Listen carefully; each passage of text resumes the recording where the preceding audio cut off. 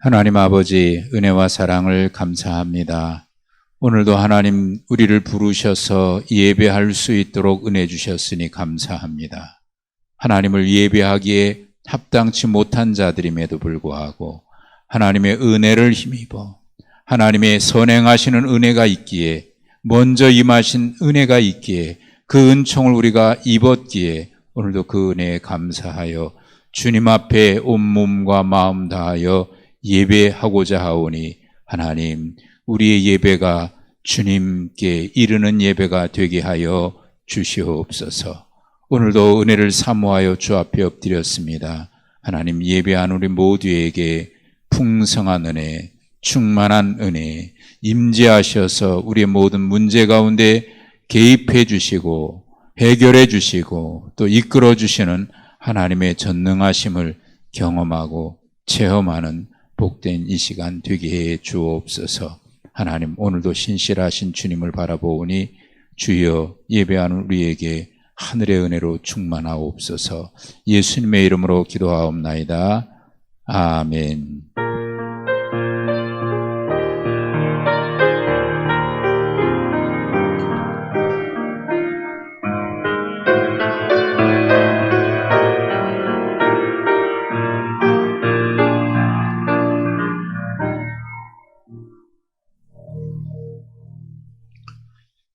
사무엘하 18장 1절부터 9절까지 보시겠습니다. 사무엘하 18장 1절부터 9절까지입니다.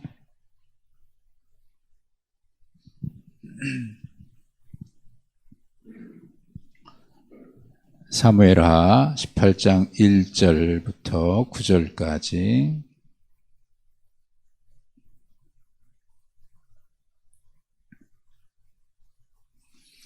이에 다윗이 그와 함께한 백성을 찾아가서 천부장과 백부장을 그들 위에 세우고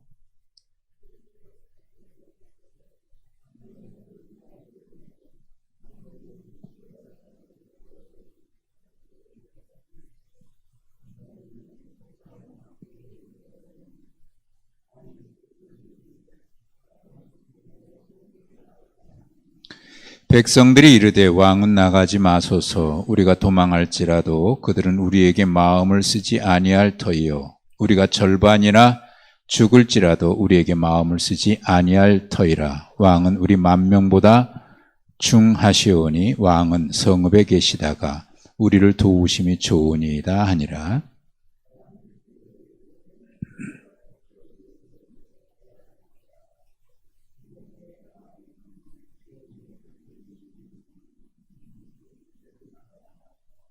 왕이 요압과 아비새와 이때에게 명령하여 이르되, 나를 위하여 젊은 압살롬을 너그러이 대우하라 하니, 왕이 압살롬을 위하여 모든 지휘관에게 명령할 때에 백성들이 다 들으니라.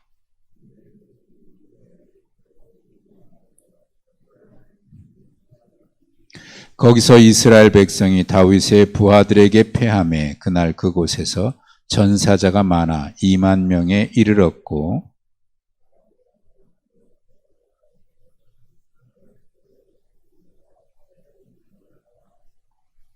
함께 있습니다. 압살롬이 다윗의 부하들과 마주치니라. 압살롬이 노새를 탔는데 그 노새가 큰 상수리 나무 번성한 가지 아래로 지날 때에 압살롬의 머리가 그 상수리 나무에 걸림에 그가 공중과 그 땅 사이에 달리고 그가 탔던 노새는 그 아래로 빠져나간지라. 아멘.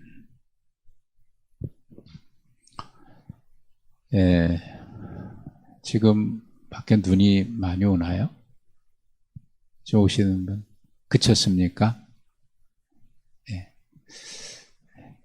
예보에 오늘 9시에 눈이 가장 많이 온다고, 그래서 지난번에 한번 갑자기 한 30분, 40분 사이에 폭설이 막 쏟아지니까, 어떤 기자, 지난번에 제가 신문 기사를 인용했듯이 그분은 그래서 그 눈을 소낙눈이라 소낙눈.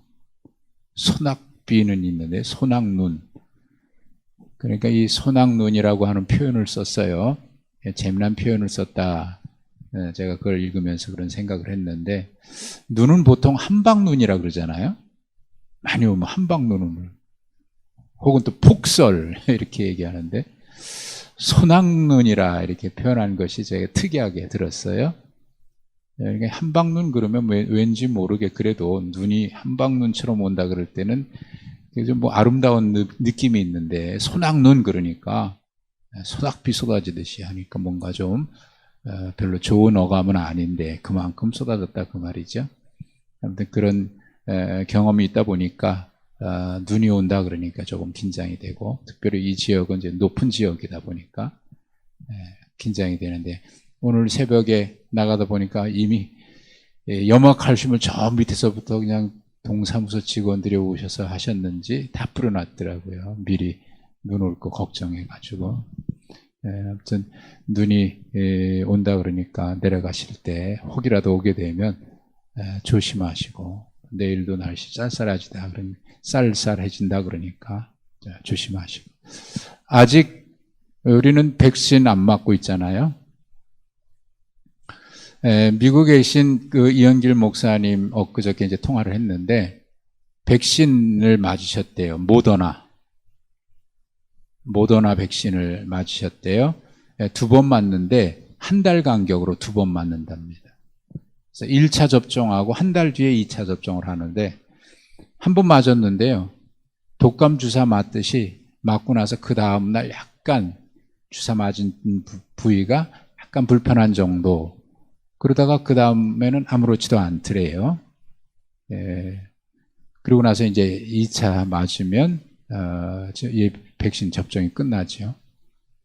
우리나라는 아직 뭐 설 지난 다음에 한다 그러는데, 우선순위가 이 코로나에 지금 봉사하고 있는 의료진들 우선순위, 그리고 또 나이 드신 분들 뭐 이렇게 해서 하다 보니까 언제 맞을지 우리는 모릅니다만은 아무튼 건강하셔야 돼요. 안 맞고 건강하면 제일 좋긴 하겠습니다만은 우리가 독감 맞듯이 이제 맞아야 되지 않겠나, 뭐 그런 생각이 듭니다. 조금 전에 우리가 불렀던 찬양 가운데 신실하신 주님이라는 찬양을 했잖아요. 이 신실하다라고 하는 이 표현이 얼마나 그 마음에 큰 은혜가 되는지 몰라요. 하나님 신실하신 하나님. 신실하신 하나님이라고 하는 표현이, 이게 우리가 말로 표현하는 것이, 언어라고 하는 것은 그 실상을 다 담아내지 못하지 않습니까? 우리의 생각에 아무리 아름다운 생각을 가지고 있어도 그것이 말로 나올 때는 일단 많은 제약이 있습니다. 다 표현이 안 돼요. 그래서 이제 하나님을 이렇게 표현한다고 하는 것이 사실은 이게 얼마나 제대로 표현하겠습니까? 그러니 이 표현할 때에 이 성도가 성경에서 그렇게 언어라고 하는 것으로 표현된 거니까, 그렇게 표현할 때는 그 문자의 의미보다 더 중요한 것은 그것을 경험한 성도, 그리고 그것을 통해서 역사하신 하나님의 마음, 하나님의 능력, 하나님의 풍성하심, 하나님의 그 은혜로우심, 그걸 우리가 느낄 수 있어야 되거든요. 그러니까 이 찬양의 가사를 지은 작사가가, 오 신실하신 주, 날마다 자비를 베푸신다. 봄철과 가을, 겨울과 겨울, 해와 달, 별들도 주의 것, 만물이 주의 영광 나타낸다. 이렇게 표현할 때 이 성도가 경험했던 하나님은 말이죠, 그가 경험했고 체험했던 하나님을 이렇게 고백한 거 아니에요? 그 하나님의 사랑, 그 신실하심, 변함없으시고 인간이 아닌 하나님이잖아요. 어제나 오늘이나 동일하시고 변함없으신 그 하나님, 신실하신 하나님, 그걸 이 성도가 경험한 거잖아요. 경험한 것을 고백한 거예요, 이 시로. 그러니까 우리가 여러분 하나님을 다 경험해 보셨죠? 또 경험하고 계시죠? 내가 경험한 하나님은 어떤 하나님이십니까? 여러분이 경험한 하나님은 어떤 하나님이십니까? 내가 경험한 하나님은 얼마나 크신 하나님입니까? 나를 지금까지 인도하시고 나와 함께 하시고 내 모든 문제 가운데 역사하시고 찾아오신 그 하나님이 얼마나 놀라우신 하나님입니까? 여러분은 어떻게 표현할 수 있을 것 같아요? 네? 하나님에 대한. 그러고 보면 신앙생활 오래 하면서 우리 속에는 은연중에 하나님에 대한 우리의 고백이요, 언어로 고착되어 있어요. 어떤 표현으로 고착되어 있고 교리로 고착되어 있어요. 특별히 신앙생활 오래 하다 보면 타성에 젖으면서 우리가 착각하는 게 뭐냐면 하나님을 내 표현에 그냥 거기에 가다 놓는 거예요.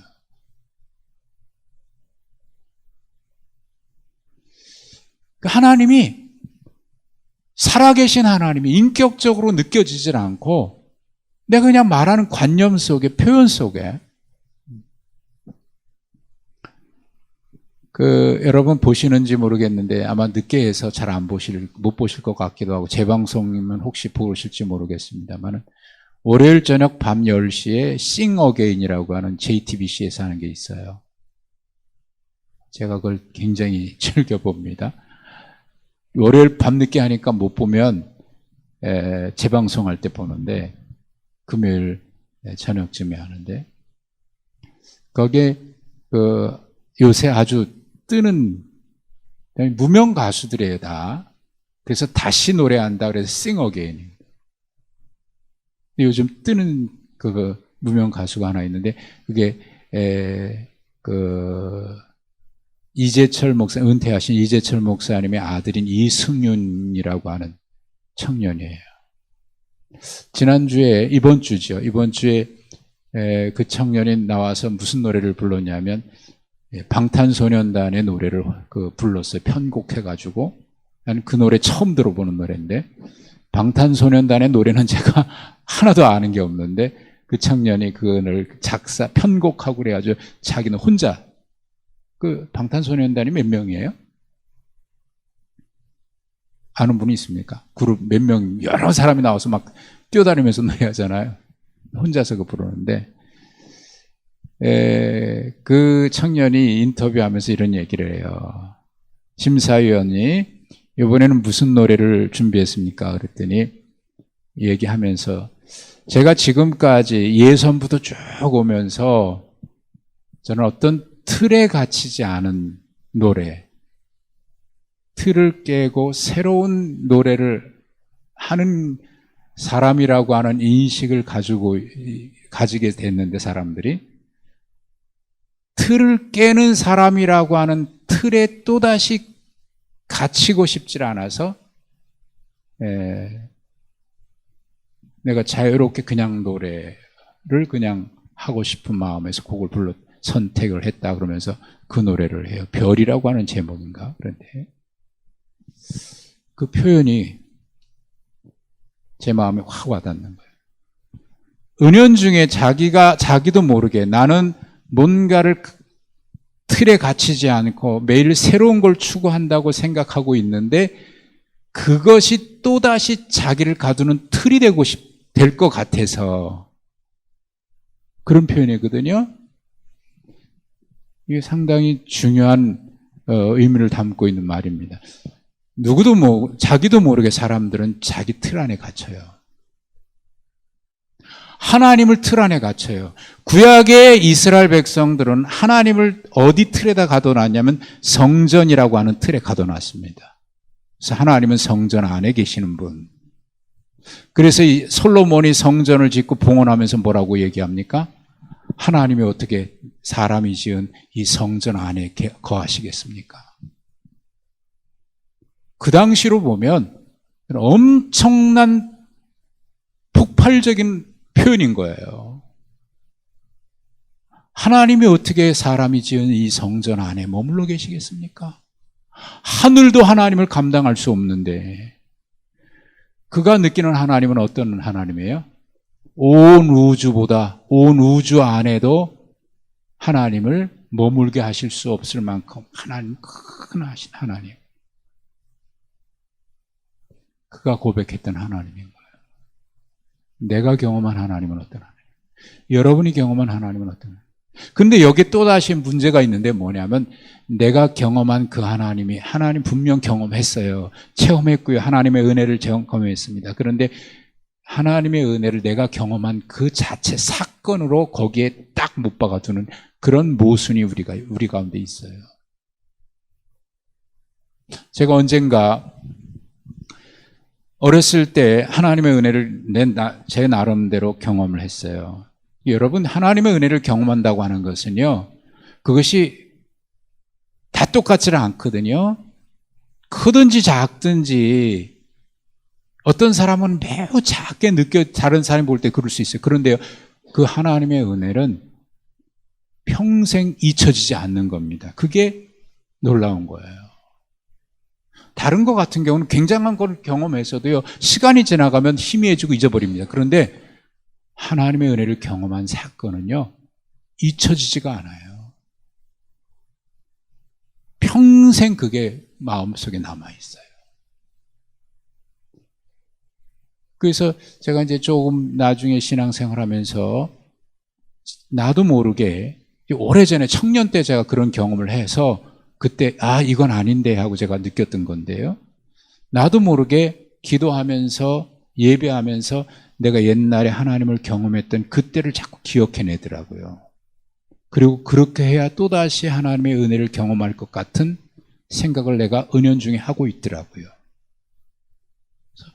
이건 아닌 것 같은데 하나님이 그때 머물러 계시는 하나님은 아니잖아요. 꼭 그렇게 해야만 하나님이 우리 가운데 역사하시는 건 아니잖아요. 그래서 제가 그때 알았습니다. 나도 모르게 내가 하나님을 어떤 공식에다 끌어맞추고 있구나. 하나님의 은혜를 경험하는 법, 기도 응답을 받는 법.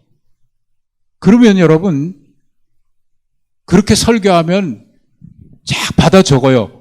응답받는 기도, 첫째 둘째 성경을 죄다 그렇게 얘기해요. 하나님은 어떤 분, 첫째 무슨 하나님, 둘째 무슨 하나님. 그러면 명확해요. 받아 적기도 좋아요. 그렇게 하면 막 적어요. 근데 정말 하나님은 그런 공식에 맞는 하나님인가요? 엄청나게 하나님을 만홀히 여기는 거예요. 하나님을 어떻게 우리가 그렇게 정의합니까? 신실하신 하나님. 그 하나님을 매일매일 여러분 경험하고 이게 믿음 생활의 축복인 거예요. 생활 축복. 자, 나눠드린 거 여러분 보십시오. 이 다윗의 생애에서 다윗은 그런 하나님을 매일 경험하면서 살았고요. 또 그렇게 고백하는. 다윗은 압살롬의 반란 초기에 군사력으로 제압할 수 있었던 기회가 있었다. 제가 여러 번 말씀드렸어요. 그런데 그런 기회가 있었지만 그런 것을 피했던 것으로 보여요. 하려고 하면 했었을 것 같은데, 할 수 있었을 것 같은데 피했던 것 같아요. 하지 않으려고. 그런데 이제 더 이상 피할 수 있는 방법이 없어졌습니다. 다윗의 군대와 압살롬을 지지하는 세력이 전면전을 할 수밖에 없는 상황이 됐어요. 왜냐하면 다윗이 요단을 건너 마하나임까지 도피했는데 압살롬이 거기까지 추격해 오거든요. 그게 어디에 있냐면 우리가 이미 보셨습니다만 17장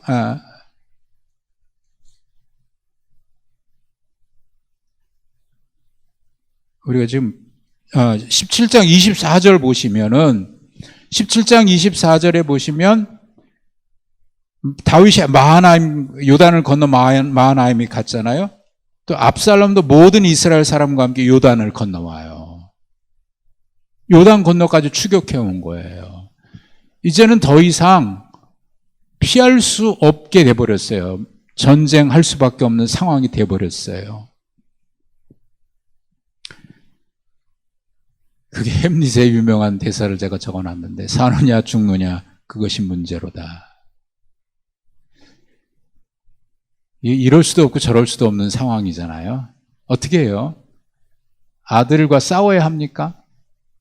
피하려고 왔는데 여기까지 쫓아왔으니 더 이상 피할 수도 없는 상황이 돼버렸고, 그렇다고 싸울 수도 없고, 참 난처했을 거예요. 거기서 이제 다윗의 고민이 시작됩니다. 무슨 고민? 왕으로서의 의무, 그리고 또 하나 아버지로서의 의무. 이 둘 사이에서 다윗이 고민합니다. 혼란을 겪어요. 그런 거 있지요. 아버지로서는 이렇게 해야 되는데, 또 개인인 아버지로서는 그렇게 해야 되는데, 공적인 사람으로서의 나는 또 이렇게 해야 되고, 뭐 꼭 대통령도 그런 거 있잖아요. 대통령 가정에서는 자녀의 아버지지만, 그러나 이게 공적인 일이냐 사적인 일이냐가 사실 모든 사람이 이렇게 모든 사람 앞에 공개된 사람은요, 공적인 일이 많아지는 사람은요, 공적인 일과 사적인 일이 구별하기가 상당히 어려울 때가 많아요. 어떨 때는 이게 사적인 일인 것 같은데 그것이 사람들에게 알려질 때는 공적인 일이 돼버릴 수 있거든요. 아무튼 왕으로서의 의무, 아버지로서의 의무 사이에서 깊은 고민에 빠집니다. 그리고 결국 왕으로서 피할 수 없는 전쟁을 택할 수밖에 없는 상황이 돼버렸어요. 그러니까 막다른 골목에 간 거죠. 그래서 전쟁을 피할 수 없지만 그래도 아버지니까 부하들에게 마지막 명령을 내립니다. 그 명령이 뭐냐면, 나를 위해서 내 아들 젊은 압살롬에게 너그럽게 대우해달라. 자, 이 말이 참 따르기가 쉽지 않은 거예요, 부하들이. 만약 그 요구대로, 다윗의 요구대로 압살롬을 살려둔다면 이 전쟁이 끝날까요? 사실 이 전쟁은 다윗이 후세가 얘기했을 때 얘기했던 것처럼, 사실 이 전쟁은 다윗이거나 압살롬이나 둘 중에 하나가 죽어야 끝나는 전쟁이에요. 왜? 왕권을 차지하기 위한 전쟁이니까. 압살롬은 왕이 되는 데 목적을 두고 있으니까. 그러니까 다윗이 죽어야 죽든지 압살롬이 죽어야 죽든지 해야 끝나는 건데, 다윗이 부탁하는 명령이 뭐예요? 압살롬 죽이지 말아라 달라는 거잖아요. 그러면 이 전쟁이 끝날 수 있을까요? 왕으로서는 어쩔 수 없이 해야 되는데, 그런데 아버지로서는 아들을 죽일 수 없으니 그가 비록 못된 짓을 해가지고 다윗에게 미움을 사가지고 지금 이렇게 되긴 했지만, 그러면 어떻게 되는 거예요? 이럴 수도 없고 저럴 수도 없고.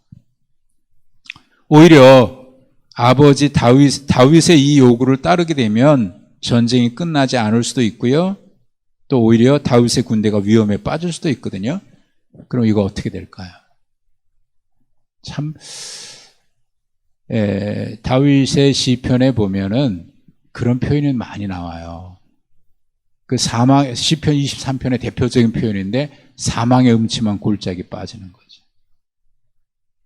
앞을 가도 길이 없고 뒤로 가도 길이 없을 만큼 사방에 에어싸움을 당하는 바울의 표현이죠. 욥기에도 그런 표현이 나오죠. 과연 어떻게 될까? 자, 1번 문제 한번 보십시다. 다윗은 수적으로 열세인 군대를 세 부대로 편성하고 압살롬의 군대와 맞서게 합니다. 근데 압살롬의 군대는 바닷가에 모래같이 많았다라고 하는 표현이 있을 만큼, 그게 14장 몇 절인가요? 아니, 몇 장인가? 성경 구절을 제가 안 적었나요? 이거 적는다고 해놓고 안 적었네.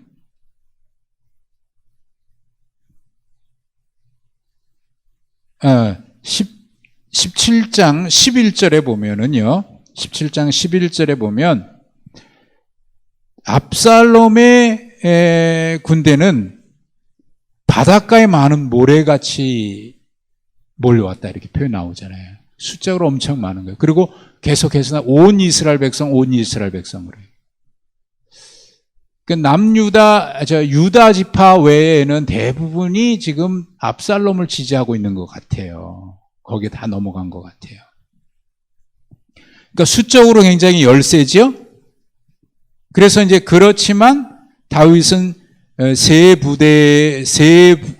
부대로 나누어서 요압과 아비새 이때에게 맡기고 세 부대로 편성을 해서 압살롬을 맞이하게 됩니다. 그리고 마지막 명령이 뭐냐면 젊은 압살롬을 너그럽게 해달라. 그런데 재미난 것은 성경을 가만히 보면 뭔가 좀 문제가 있어 보입니다. 18장에 우리가 봤던 대로 18장 5절에 보면 왕이 다윗이 요압과 아비새 이때에게 이것을 명령하잖아요. 나를 위해서 젊은 압살롬 너그럽게 해달라. 그래서 왕이 압살롬을 위해서 모든 지휘관에게 명령할 때 거기 보십시오. 누구한테 명령하는 거예요? 지휘관에게 명령하는 거예요.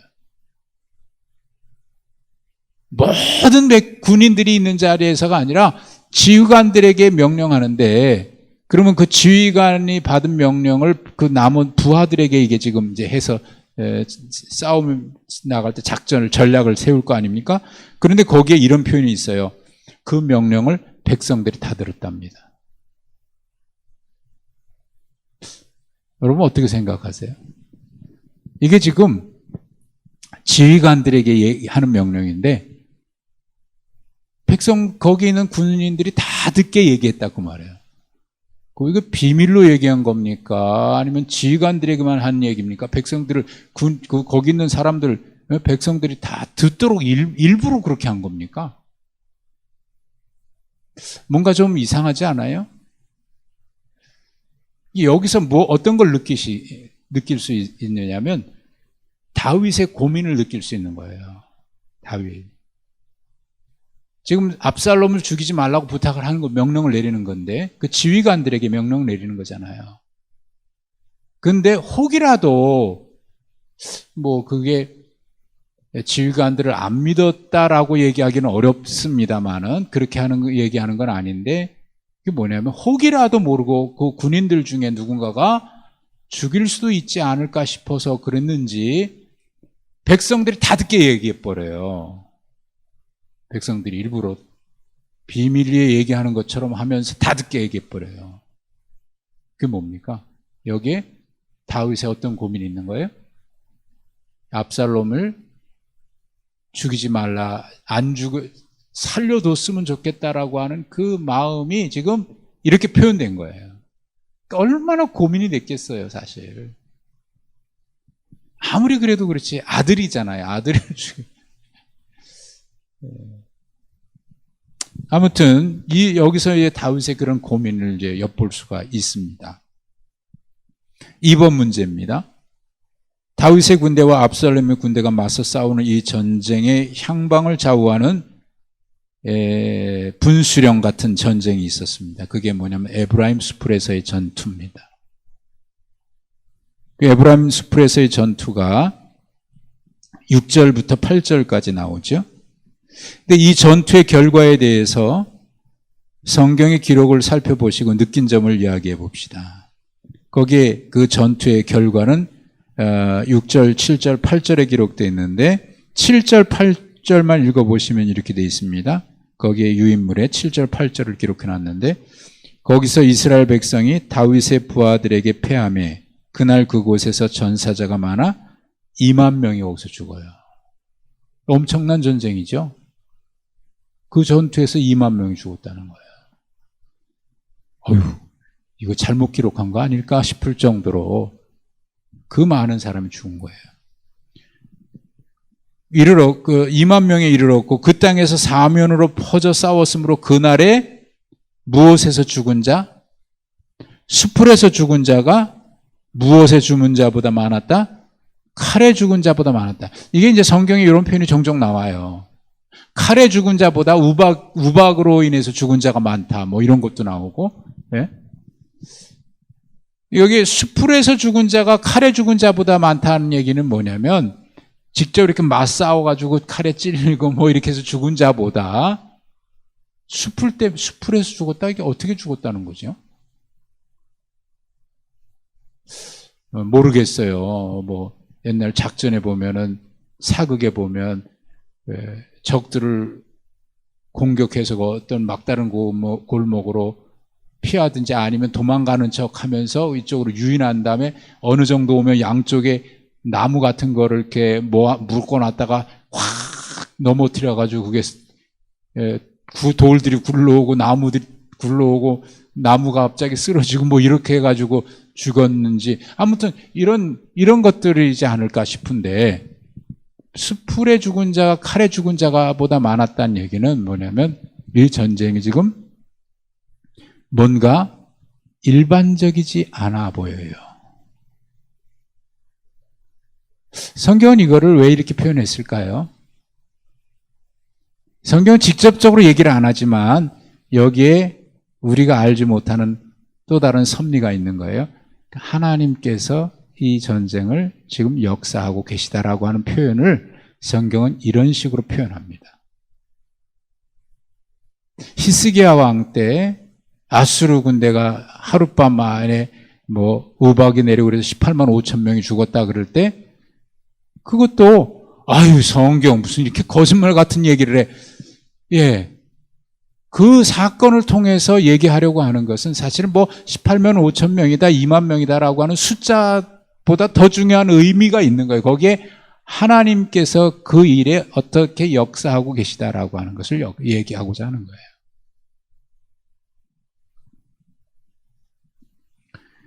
그러니까 지금 이 전쟁이 어쩔 수 없이 다윗은 이게 지금 전쟁을 하고 있어요.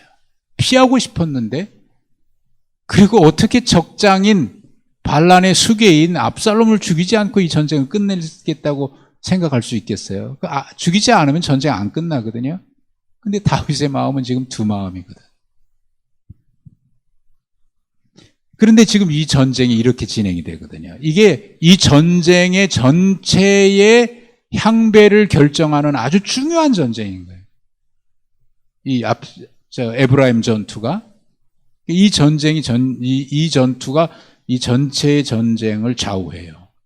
근데 여기서 압살롬의 군대가 참패하죠.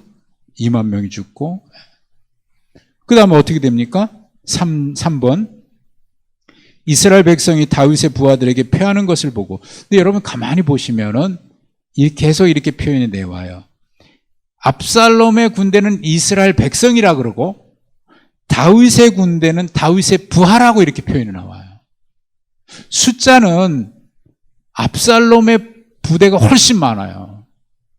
근데 전국에서 다 소집을 했기 때문에 온 이스라엘 백성이 다 몰려온 거예요. 그러니까 수가 훨씬 많아요. 다윗은 적어요. 근데 다윗의 부하라고 표현이 나와요. 그리고 보면은 압살롬의 군대는 숫자는 많지만 훈련된 군사들은 다윗의 군사인 것 같아요. 소수이지만. 어쨌든 숫자가 지금 많거든요. 적거든요. 다윗에게. 근데 이스라엘 백성이 다윗의 부하들에게 패하는 것을 보고 압살롬이 도망하죠. 도망하는데 거기 9절에 보시면 상수리 나무에 걸려서 노새를 타고 가다가 상수리 나무에 뭐가 걸려요? 머리가 걸려요. 머리카락이 걸려서 이 구절에 있는 내용을 그대로 얘기하면 이런 거예요. 막 도망가는데 펄쩍펄쩍 노새 타고 가는데 이 머리가 길다 그랬잖아요. 14장 26절인가 거기 보면 머리가 얼마나 압살롬 머리가 길고 큰지 뭐 잘라내니까 무게가 얼마나 가고 이런 거 있거든요. 굉장히 자랑스럽게 그러니까 귀하게 여겼던 것 같아요. 털썩털썩 거리다가 나무까지 탁 걸렸는데 노새는 슉 가고 자기는 머리에 걸리니까 빠져나가서 대롱대롱 매달린 거. 그래서 성경은 재미있게 표현했는데 뭐라고 되어 있냐면 9절 끝에 보십시오. 그가 공중과 땅 사이에 달려있다. 공중과 땅 사이에 달려있다. 이게 재미난 표현이에요. 재미난 표현이에요. 공중도 아니고 땅도 아니고 중간이거든요. 공중과 땅 사이에. 거기 좀 대롱대롱 매달려 있어요. 하여튼 그거에 대한 얘기는 좀 길게 하지 않고요. 문제는 근데 여기서 궁금한 게 있어요. 지금 머리카락이 대롱대롱 매려 있고 지금 다윗의 군대가 부하들이 요압의 부하들이 특별히 쫓아오고 있는데 지금 그런 위기 상황에서 머리카락 걸려 있으니까 이거 잘라내면 도망갈 수 있지 않을까요? 노새를 타고 가다가 걸렸으면 그렇게 높은 곳은 아니에요. 말보다 노새가 작으니까 타면은 요 정도 말이 이 정도 될까? 이 정도 될까? 요게 엉덩이가 이제 있고 그 위에 이게 걸린 거 아닙니까? 그 머리카락 잘라내면 떨어져도 죽지는 않은 높이거든요. 지금 이런 상황이면 머리카락 잘라내고 도망갈 수 있지 않을까요? 안 그래요? 저는 이 말씀을 읽으면서 그런 생각이 들었거든요. 아, 이거 웃긴다. 아니, 머리카락 잘라가지고 좀 도망가야지. 왜 그러고 있다가, 요압이 와가지고 대롱대롱 매달려 있는, 압살롬의 막대기로 3개를 찔러가지고 이게 죽지 않고 남아있으니까 그 부하들이 가서 죽이고 이런 일이 벌어지거든요. 그 왜 그랬을 것 같아요? 혹시 느낀 점 없으세요? 굉장히 재미난 표현인 거예요. 웃기는 표현인 거예요. 14장 26절을 한번 참고해 보십시오. 거기에 뭐라고 되어 있냐면 14장 26절에 보면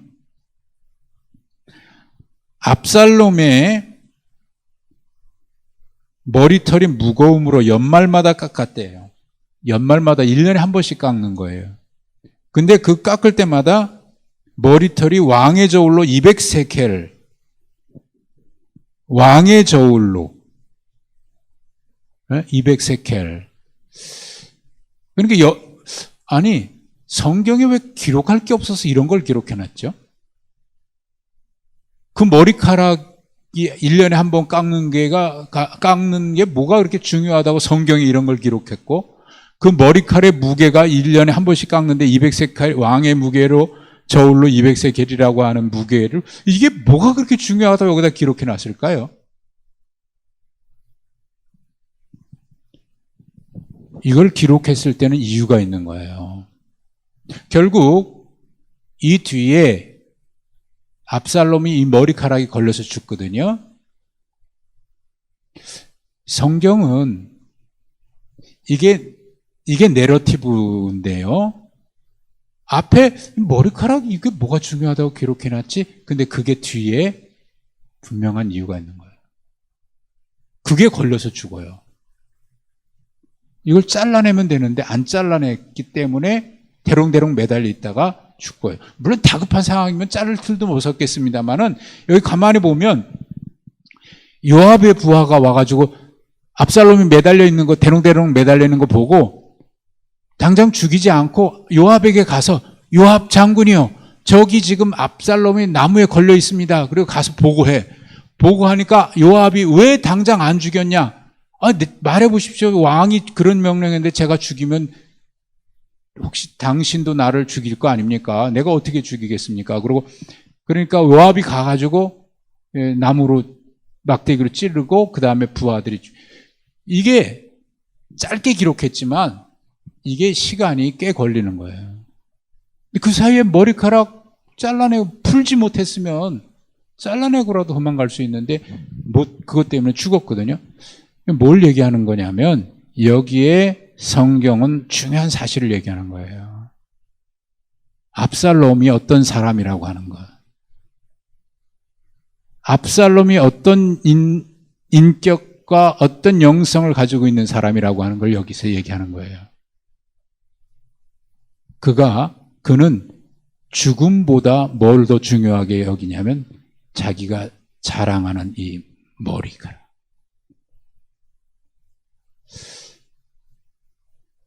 머리카락으로 예수님의 발을 씻긴 여인이 있습니다만은 여인에게 있어서 머리카락이라고 하는 것은 매우 중요하고 소중하고 그의 인격이라든지 모든 것을 머리를 풀어 헤쳤다 그런 얘기는 표현은 그의 인격이 풀어졌다라고 하는 의미와 같거든요. 근데 이 압살롬이 그렇게 생각하고 있는 거예요.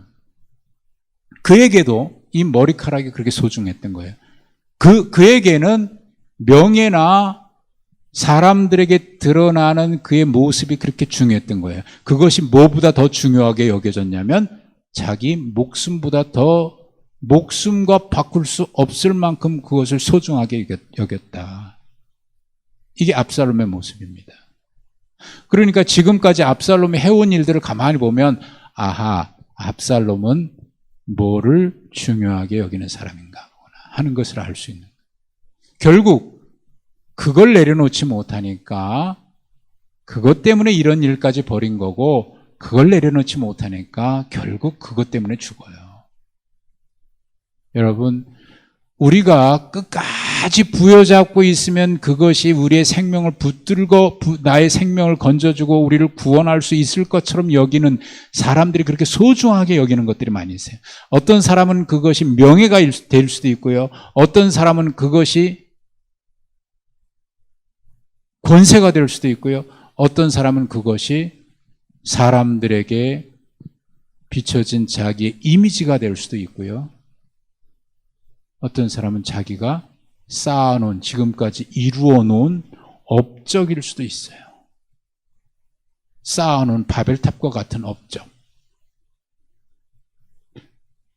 그것이 자기의 자존감을 세워두고 그것이 자기의 명예를 지켜주고 그것이 사람들 앞에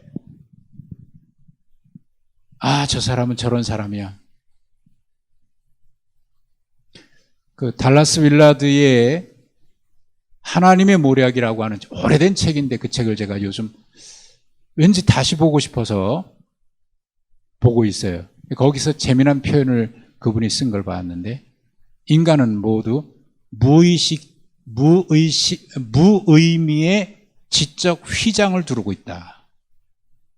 휘장이 뭡니까? 휘장은 뭐 훈장 같은 거, 자기를 치장하는 거 이런 것들이거든요.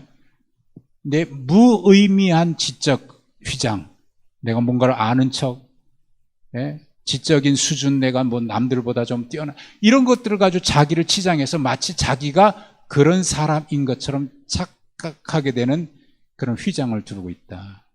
압살롬은 무슨 휘장을 두르고 있어요? 이게 그의 모습이에요. 근데 사람들에게 그런 게 있는 거예요. 명예일 수 있고 자존심일 수 있고요. 사람들에게 비추고 싶은, 드러내고 싶은. 나만 장군도 그걸 벗어내지 못했던 게 있었어요. 그게 뭐 갑옷이에요. 엘리사에게 고침받으러 올 때 문둥병자가 갑옷을 입고 옵니다. 갑옷을 입고 전차를 타고 옵니다. 전차에다가 화려한 그런 보물들을, 보화를 가지고 옵니다. 투구를 쓰고. 내다보지도 않죠? 요단강에서 씻으시오. 화가 나가지고. 저게 나를 뭘로 알고. 내가 이스라엘의 왕을 만나고 왔다는 얘기는요, 그 수준이 얼만큼 된다는 거거든요. 왕을 통하지 않으면 이 나라에 오지 않을 만큼, 왕을 통해서만 올 수 있을 만큼 그 나만 장군의 지위가 그렇게 높다는 거예요. 얼마나 내세우고 싶은 게 많겠어요. 근데 내다보지도 않죠? 그리고 요단강에 씻으라. 화가 나서 그냥 갈라 그랬죠? 근데 그 종이 얘기해요. 장군님, 이거보다 더 어려운 일도 하라 그러면 지금 해야 되는 거 아닙니까? 생각해보니까 맞아요. 내 명예가 뭐가 중요한데, 뭐가 중요한디. 요단강에 들어가라고 하는 것은 요단강이 치료의 능력이 있어서가 아니에요. 그 말대로 요단강이 아니라 그보다 더 좋은 강은 자기 나라에 있어요. 큰 강이 있어요. 근데 요단강이 그를 치료하는 게 아니고 거기 들어가려면 그가 갑옷 입은 채 들어갈 수 있을까요? 벗어내야 돼요. 자존심 벗어내야 돼요. 그리고 요단 강이기 때문이 아니라 엘리사의 말에 순종해서 들어갔으니까 7번 그것도 마지막까지 순종할 때 치료가 되는 거예요. 그러니까 치료는 요단 강이 하는 것도 아니고 엘리사가 하는 것도 아니고 주의 말씀에 순종인 거예요. 그러니까 이 압살롬은 이거 내려놓지 못해서 결국 죽어요. 이게 매우 중요한 얘기입니다. 인간이 죽는 거, 인간이 망하는 거는요, 엄청난 죄를 지었기 때문이 아니라 그 자존심 내려놓지 못하고 교만해서 하나님 앞에 심판받는 거예요. 그가 업적 쌓아놓은 거 인정받을 만해요. 얼마나 수고했는지도 알아요. 얼마나 많이 충성했는지도 알아요. 다 인정한다 이거예요. 그런데 그것이 자기의 자존심이 되고 명예가 되고 그것을 내려놓을 수 없는 머리카락이 된다면 결국 그것 때문에 망하는 거예요.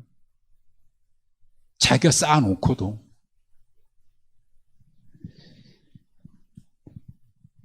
자, 그의 죽음을 한번 보세요. 재미난 표현이 또 나와요. 압살롬은요, 16절, 17절, 18절에 보면, 18절을 특별히 보면, 압살롬이 살았을 때 자기를 위해서 비석을 만들어 놨대요. 그 비석이 어디에 있느냐면, 18절 끝에 보세요. 비석이 어디에 있다고요? 왕의 골짜기에 있대요. 압살롬의 기념비. 제가 이것을 봤어요, 직접. 예루살렘에서 내려다보면 거기 골짜기가 있는데 거기에 압살롬의 기념비가 있대요. 그래서 저 멀리서 가까이 가지 못하고 가이드가 얘기해서 멀리서 봤어요. 저기에 세워져 있더라고요. 거기 압살롬의 기념비가 있대요. 근데 거기에 묻히지 못했어요. 어디에 묻혔습니까?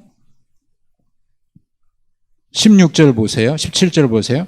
압살롬을 옮기다가 숲풀 가운데 큰 구덩이가 있어서 집어 던져버리고 거기다가 돌을 덮어버렸어요. 자기 무덤을 어디다 세웠냐면 왕의 골짜기에 세웠다. 그 얘기는 그가 왕이 될 거라고 생각했던 거고 자기가 미리 살아있을 때 자기 무덤을 거기다 만들어 놓은 거예요. 난 여기다 묻어다오. 왕의 골짜기에. 근데 거기에 묻힙니까?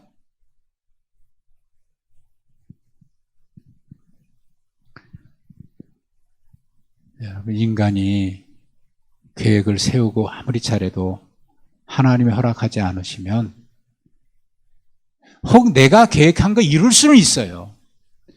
그러하다고 하더라도 하나님이 허락지 아니하시면 무슨 의미가 있겠습니까? 여러분, 신앙생활이라고 하는 게 그거 분명히 믿어야 되는 거 아닙니까? 내가 이루는 게 중요한 게 아니라 하나님이 인정해 주시는 게 중요해요. 성경의 의인이라고 하는 표현은 의롭다, 죄가 없다라고 하는 표현이 아니라 하나님이 받아주셨다라고 하는 거예요. 하나님이 받아주셨다. 여러분, 우리가 하나님 앞에 의인이지요. 의롭다함을 받았지요. 언제 의롭다함을 받았습니까? 하나님의 은혜를 경험했다는 사실은요, 우리 죄가 없어졌다, 그래서 의인이 됐다는 얘기가 아니에요. 하나님의 은혜를 경험했다라고 하는 것은 하나님이 나를 만나주셨다는 거잖아요. 그럼 하나님이 나를 만나주셨다는 얘기는 우리가 죄인임에도 불구하고 하나님이 받아주셨다는 얘기인 거예요. 항상 하나님의 은혜가 없는 거예요. 그래서 하나님의 은혜를 받았다라고 하면서 교만한 사람은요, 그 뭔가 잘못된 거예요. 물론 처음에는 안 그래도 나중에 그런 사람들 있기는 하겠습니다만은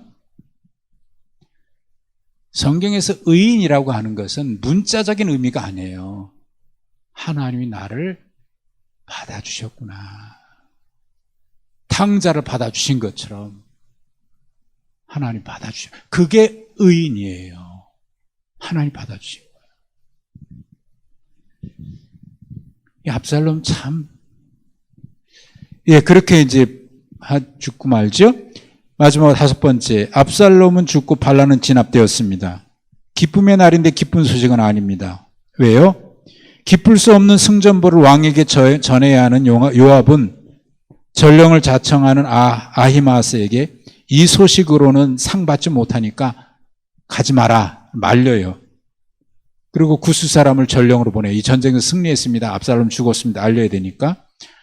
그런데 아히마아스가 굳이 자기가 가겠대요. 고집 피우더니 구스 사람보다 먼저 달려가요.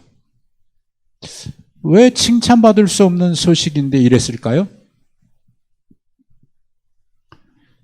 그래서 먼저 달려가서 다윗에게 얘기해요. 무슨 소식이냐? 예, 지금 왕의 원수들이 다 멸망했습니다. 아들은 어떻게 됐냐? 아들은 제가 출발할 때 막 치열한 전쟁이 있었는데 어떻게 된지 모르겠습니다. 그러고 와요. 얘기를 해요. 구스 사람이 오니까 물어보니까 아들이 죽었습니다. 이렇게 얘기하거든요. 물론 이제 다윗이 그를 죽이거나 뭐 그러지는 않지만은 아히마아스는 사명이 뭐냐면 이 소식을 알려야 되는 게 사명인 거예요. 그런데 유리하면 가고 불리하면 안 가고 이거 전해봐야 상 받지 못하니까 너 가지 마라. 불리하니까 내가 소식 안 전해야 되겠구나. 그렇게 계산하지 않아요. 전해요. 전하는데 가서 거기까지만 전해요. 그럼 사명이라고 하는 것은요, 좋은 일에만 하고 조금 욕먹고 어려운 일에게 그 다음에 이거 하는데 헌신이 뒤따르고 힘든 일이 뒤따른다고 안 하는 게 그게 사명자가 아니에요. 사명자는 주님의 말씀이면 내게 맡겨진 일이면 그게 좋든지 싫든지 끝까지 감당하는 게 사명자입니다. 그게 하나님 앞에 충성된 종인 겁니다. 누가 알아주면 하고 안 알아주면 안 하고 쉬우면 하고 어려우면 안 하고 아니요. 어떠하든지 주님의 일이면 그 결과를 떠나서 감당하는 게 이게 종의 사명인 거예요. 그게 충성스러운 거죠. 주님이 보시는 것은요, 결과가 아니에요. 물론 잘 그렇게 충성하면 결과도 좋게 돼 있을 수밖에 없어요. 하나님이 함께 하시니까. 그래서 하나님이 보시는 건 결과가 아니에요. 결과는 내가 한다. 네가 충성만 하면 내가 그 결과를 열매를 맺을 거다. 열매는 주님이 맺게 하셔요. 우리가 하는 일은 싫든지 좋든지 알아주든지 안 알아주든지 주님의 일이면 하는 거예요. 주님의 일이면. 하나님은 그런 사람을 기뻐하시고 그런 사람에게 복을 주시고 또 상을 주셔요. 압살롬의 최후를 보면서 우리는 많은 생각을 합니다. 이 말씀을 마무리하면서 이런 생각을 했어요. 우리가 주님 앞에 설 때 어떤 모습으로 서야 할 것인가 하는 것은요, 우리가 기도도 해야 되는 것이지만 주어진 매 순간순간에 하나님이 부르시고 하나님이 우리로 하여금 그 위대한 역사를 위해서 우리에게 끊임없이 기회를 하나님이 부르신다는 것은요, 기회를 주시는 거거든요. 참여하게 하시는 거거든요. 큰 일에 그때 우리가 하나님 앞에 충성해 나갈 때에 하나님께서 놀라운 우리가 생각지도 못한 큰 은혜로 우리에게 채워주십니다. 우리 모두의 삶이 하나님 앞에 서는 날 이런 모습으로 섰으면 좋겠습니다. 하나님 아버지, 여기까지 참 감사하고 지금도 이제와 영원히 우리와 함께 하신 하나님을 찬양합니다. 주님, 이 믿음으로 주님께서 부르심에 끝까지 순종해서 순종하는 자에게 주시는 하늘의 은혜가 이 땅에 살아가면서 늘 경험하며 살아가도록 하나님 오늘도 함께해 주옵소서. 예수님의 이름으로 기도하옵나이다. 아멘.